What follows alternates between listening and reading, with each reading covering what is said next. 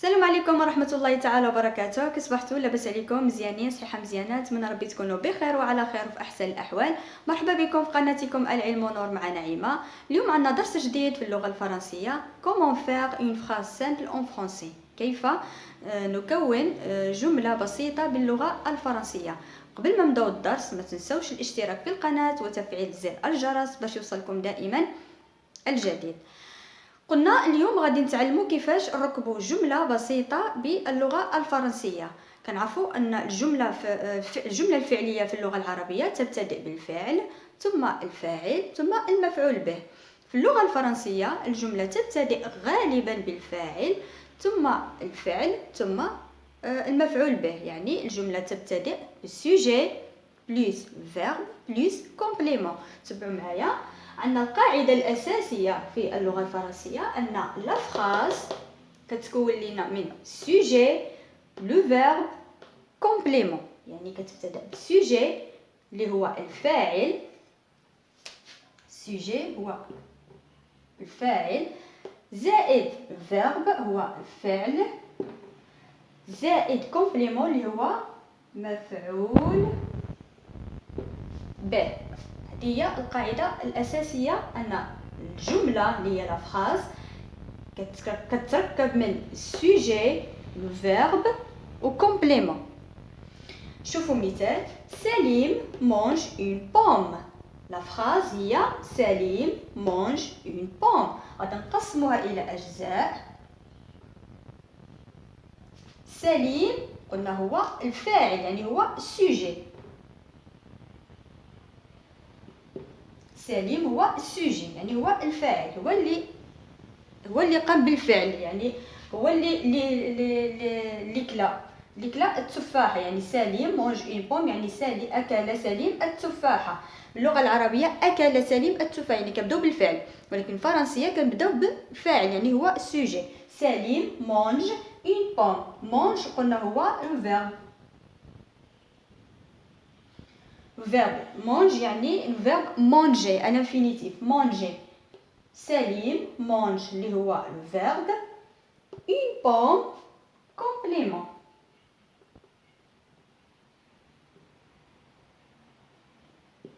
complément مفعول به. سليم mange une pomme. سليم هو السوجي، mange هو الفيرب، une pomme complément. شوفوا deuxième phrase. Il parle à son ami. قسموها كذلك.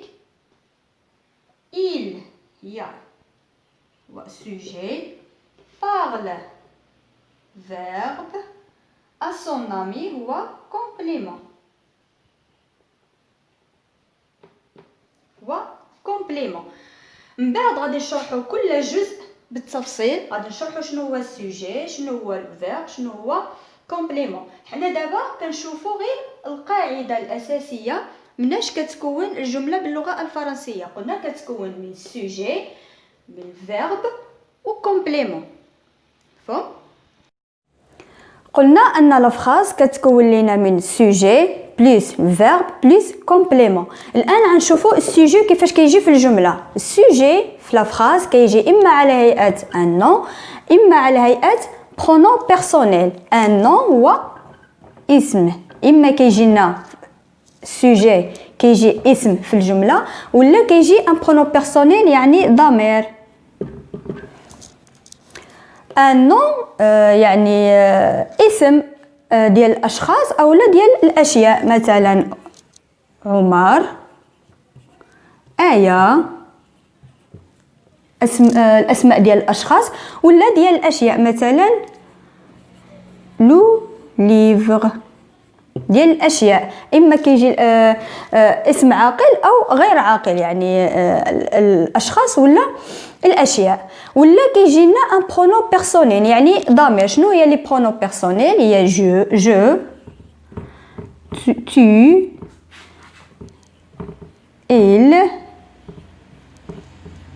elle nous vous il. هادو هما البرونون بيرسونيل، يعني السوجي في الجمله كيجي لنا اما على هيئه ان نون ولا على هيئه ان برونون بيرسونيل. نشوفوا المثال. احمد est un étudiant. Ahmed est un étudiant. Regardez bien ces phrases. أحمد هو السوجي، هو الفاعل، يعني جانا على هيئة اسم un nom. أحمد c'est un nom، يعني هو السوجي جاء على هيئة اسم. et هو le verbe être au présent. un étudiant هو complément. الجملة كتكون من السوجي verbe complément. الجملة يعني السوجي ديالها جا un nom. شوفوا الجملة الثانية. elle explique la leçon.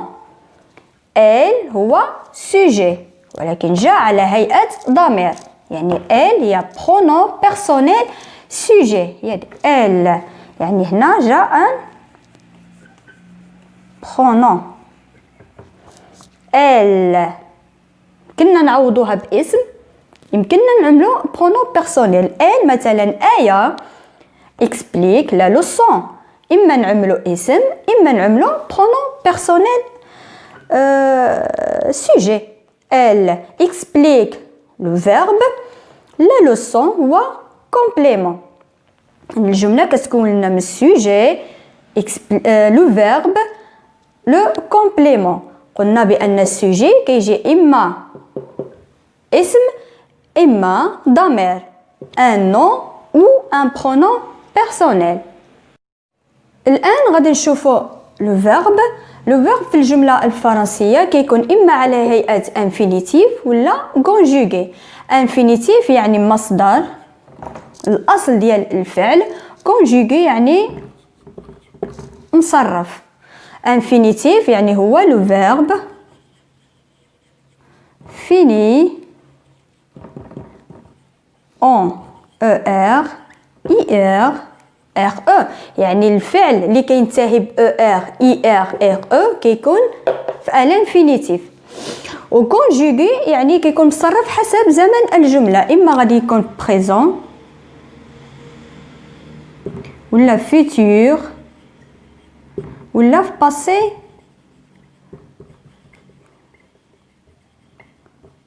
مثلا. اما يعني الفعل مصرف في الجمله حسب الزمن ديال الجمله، اما يكون مصرف في الحاضر ولا في المستقبل ولا في الماضي. الان غادي نشوفوا لو فيرب في الانفينيتيف. نرجعوا للانفينيتيف، يعني فوقاش كيكون الفعل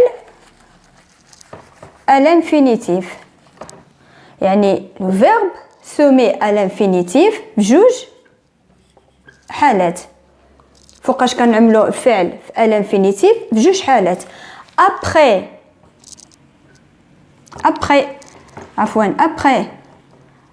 un verbe conjugué ولا après les prépositions. يعني الفعل في الانفينيتيف كيكون اما après un verbe conjugué يعني مورا الفعل مصرف، ولا كيجي ورا لي prépositions. نشوفوا الامثله باش نفهموا. elle veut donner un conseil à son ami. regardez bien. elle veut عندنا le verbe vouloir مصرف في présent. elle veut donner le verbe à l'infinitif. علاش donner حطيناه في l'infinitif؟ حيت جا après le verbe conjugué.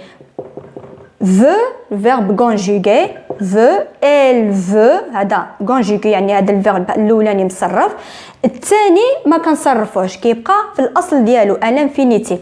قلنا كيجي الانفينيتيف من مورا الفيرب مصرف. الا كان عندنا الفعل الاولاني مصرف فاللي كيجي من موراه كيبقى في الانفينيتيف. Elle veut donner un conseil à son ami. شوفوا المثال الثاني. أحمد continue à marcher.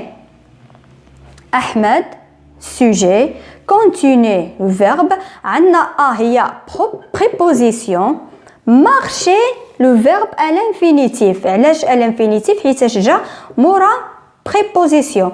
من بعد نعمل لكم فيديو على حروف الجر. préposition هي حروف الجر. قلنا الفيرب كيجي في à l'infinitif في جوج حالات، اما كيجي من مورا فعل مصرف، اما كيجي مورا حرف الجر. هي حرف الجر يعني préposition. مفهوم؟ وقلنا لو فيرب كيجي لنا مصرف يعني حسب زمن الجملة. مثلا les élèves restent en classe يعني التلاميذ باقون في القسم. يعني reste لو فيرب rester à l'infinitif. reste يعني مصرف في présent. il reste troisième personne de pluriel. هذا لو فيرب كيفاش كيجي في الجمله الفرنسيه. قلنا اما كيجي في الانفينيتيف اما كيجي كونجوغي. كيجي في الانفينيتيف جوج حالات، كنعدلوا الفعل كيبقى الفعل في الاصل ديالو اما كيجي من مورا الفيرب مصرف اما مورا بريبوزيسيون.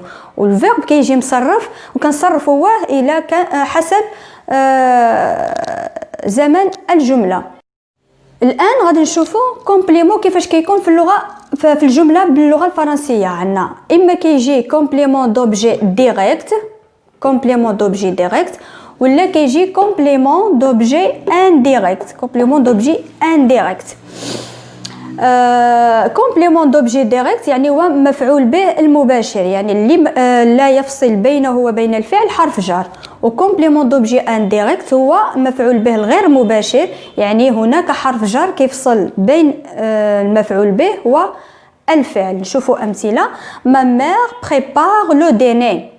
ما مير sujet prépare le verbe, le dîner complément, complément d'objet direct ou complément d'objet indirect. Le dîner complément d'objet direct. علاش؟ حيتاش ما عندناش هنا préposition. ملي كيكون عندنا préposition او حرف جر كيفصل ما بين complément و le verbe كيكون complément d'objet direct. ما عندناش هنا préposition. Rachida habite à Ifrane. Rachida sujet, habite verbe, à Ifrane complément, complément d'objet indirect. علاش؟ حيتاش عندنا préposition. عندنا بزاف ديال préposition. عندنا à, pour, dans, en, de. من بعد نعمل لكم فيديو على préposition. المهم ملي كيكون عندنا préposition ما بين complément ou le verbe كيكون complément d'objet indirect. Ils vont à l'école. Ils vont à l'école. Ils pronom personnel sujet vont le verbe à l'école complément d'objet indirect. حيتاش عندنا هنا préposition. هذا كان درسنا اليوم كيفاش كتركب الجمله البسيطه في اللغه الفرنسيه. قلنا كتركب من sujet و le verbe و complément. sujet اما كيجي على هيئه un nom ولا un pronom personnel. le verbe كيجي اما infinitif اما conjugué و complément اما كيكون complément d'objet direct اما complément d'objet indirect. نتمنى تكونوا استفدتوا من هذا الدرس ويكون الشرح مبسط. شكرا للمشاهده والى اللقاء في الفيديو القادم ان شاء الله.